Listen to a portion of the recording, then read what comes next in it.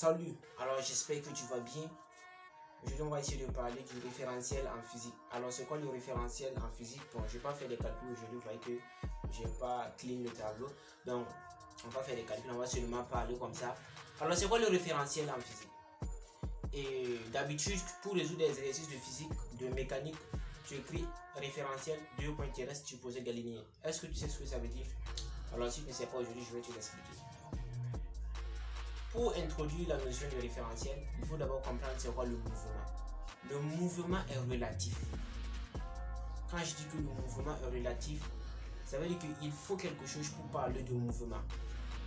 Si je te demande à l'instant T, est-ce que je suis mobile ou suis-je immobile? Là, tu vas me dire, je suis immobile, n'est-ce pas? C'est ce que tu vas me dire. Et je suis immobile, il faut ajouter quelque chose.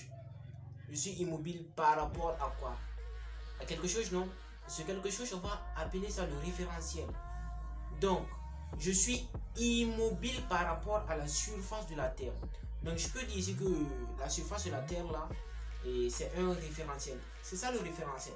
Le référentiel, c'est un objet auquel on va étudier un mouvement. Tu vois, non? Donc, si je parle de référentiel, je suis en train de parler de quelque chose. J'utilise ce quelque chose pour parler de mouvement.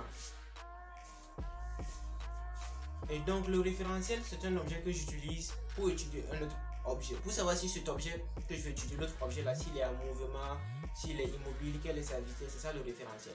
Maintenant, qu'est-ce que le référentiel galiléen ou inertiel? Un référentiel galiléen que tu utilises dans tes exercices de physique, c'est tout simplement un référentiel, c'est un objet qui va avancer en mouvement rectiligne uniforme. En réalité, la surface de la Terre n'est pas un référentiel galiléen, puisque la Terre effectue un mouvement de rotation. Donc un mouvement qui est un peu curviligne. Mais pour des expériences de brève durée, de quelques secondes, on peut considérer la surface de la Terre comme étant un référentiel galiléen. N'est-ce pas? Donc la Terre n'est pas un bon référentiel galiléen, je dirais. Et donc un référentiel galiléen, comme je l'ai dit, c'est un référentiel en mouvement de translation rectiligne uniforme. C'est-à-dire qu'il avance à vitesse constante. Si moi j'avance à vitesse constante, on peut m'utiliser pour étudier le mouvement d'un autre objet. C'est ce que je veux dire. Un référentiel galiléen tout simplement est un référentiel en mouvement de translation rectiligne uniforme. Le référentiel, c'est ce qu'on utilise pour étudier le mouvement d'un autre objet. Si tu es dans un train par exemple, tu es dans un train et que je te demande si ton voisin il est mobile ou il est immobile, là tu vas me dire que il est immobile. C'est par rapport à quoi tu m'as dit qu'il est immobile?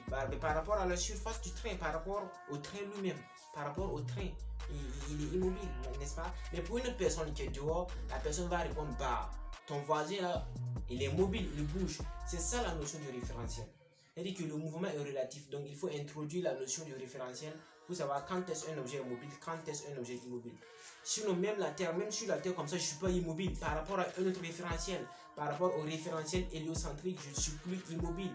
J'avance avec une certaine vitesse qui est de 30 km par seconde, c'est-à-dire la vitesse de la Terre.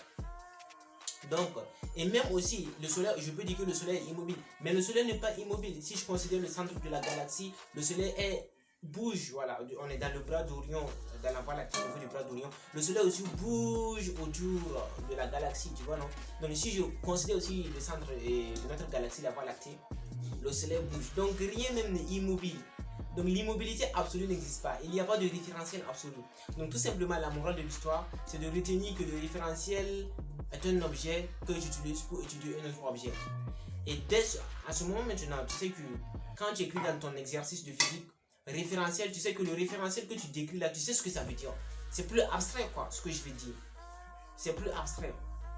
Le référentiel, c'est ce que j'utilise pour étudier le mouvement d'un autre objet.